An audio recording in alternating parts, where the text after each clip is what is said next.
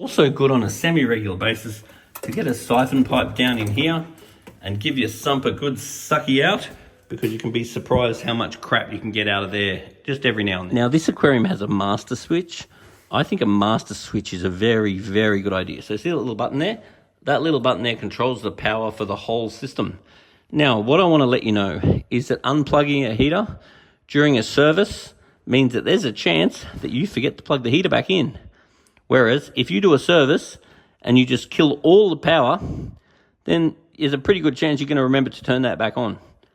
And if you keep everything plugged in during your service, that means at the end of the service, there's nothing that you have to remember to plug back in, because all you have to do is remember to turn the main power switch back on. And I believe you can do that. Every chiller is going to have an air filter. In this case, we just take the air filter off the front and we give it a clean. And it also apparently helps a lot if you give it a vacuum.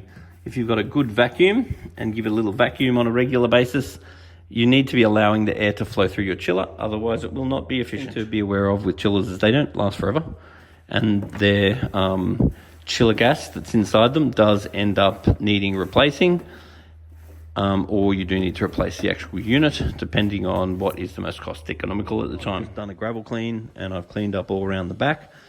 It's really important that you don't change too much water, particularly in winter, otherwise you can shock your animals. It's better to do small amounts regularly than large amounts.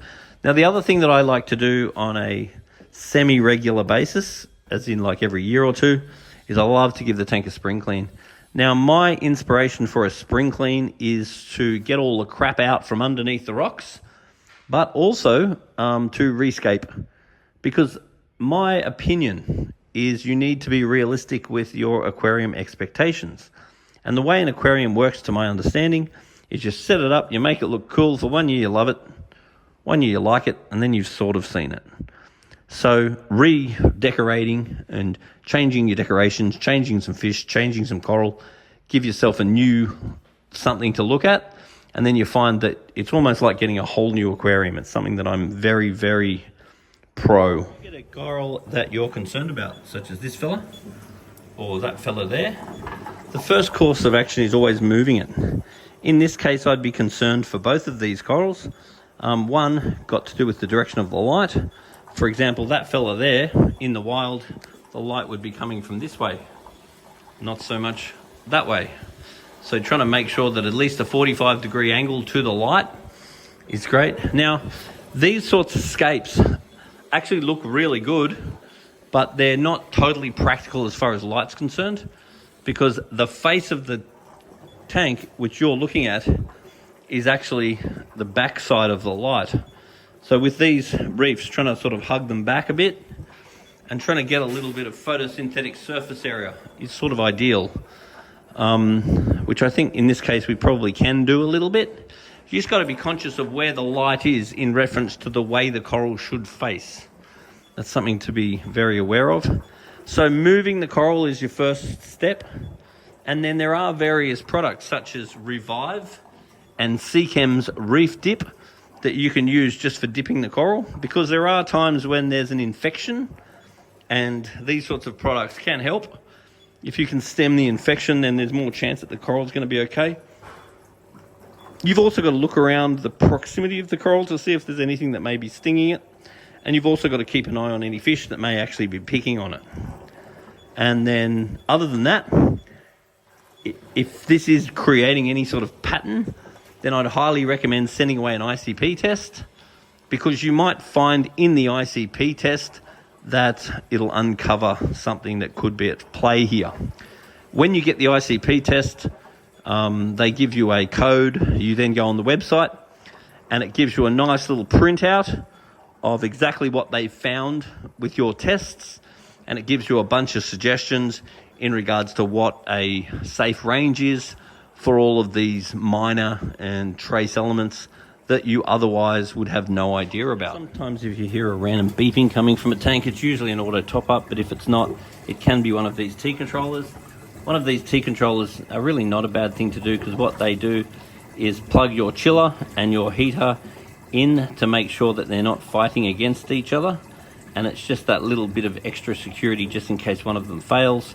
the T-controller will cut it out. What I've done now is just push the reef back in that direction, just a little bit, and what that did was just open this face up, so we've now got a little bit more photosynthetic surface area, because if we're having our bommy more centralized, it means that the corals are really not getting the light as much as they are. See, now, because I've sort of pushed it off that way, our photosynthetic surface area has opened up. So we really want the corals to be able to have access to the light, and we need the light to be coming from what would be somewhat of a natural angle. Now, the other thing that I'm sort of noticing with this tank too is some of the, I'll have to knock that fella over because often they don't like Mr. Mega Snail. Let's just knock him over. There you go, buddy. Now, in regards to coral selection, this tank has got some nice showpiece corals, like some of your torches and things that are actually quite hard to keep.